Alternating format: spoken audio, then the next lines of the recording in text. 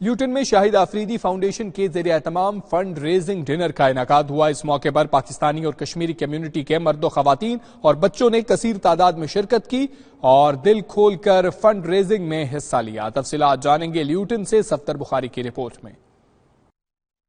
Funds raising charity dinner کا انعقاد world appeal اور مسلم ایڈ کے تعاون سے کیا گیا۔ اس موقع پر شاہد آفریدی کے ساتھ ورلڈ بیسٹ ٹیسٹ کرکٹر یونس خان اور جہانگیر خان بھی موجود تھے۔ شاہد آفریدی کا کہنا تھا کہ انہوں نے جس طرح کرکٹ کی دنیا میں پاکستان کا نام روشن کیا، اسی طرح وہ پاکستان میں دکھی انسانیت کی خدمت بھی کرنا چاہتے ہیں۔ پلیئر جو کامیاب آدمی ہوتا ہے اس کے پیچھے کوئی نہ کوئی وجہ ہوتی ہے، اور اس پلیئر کی کامیابی کی جو سب سے بڑی وجہ وہ محنت ہے۔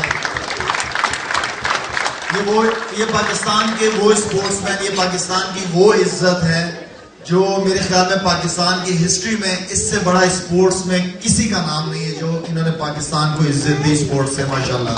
اور یہ میرے لیے آنر کی بات ہے کہ میرے ساتھ کام کر رہے ہیں۔ ان کا مزید کہنا تھا کہ پاکستان میں بے شمار ایسے شہر ہیں جو بنیادی سہولیات زندگی سے محروم ہیں، اس لیے برطانیہ میں آباد پاکستانیوں سے اپیل ہے کہ وہ شاہد آفریدی فاؤنڈیشن کے لیے دل کھول کر حصہ لیں۔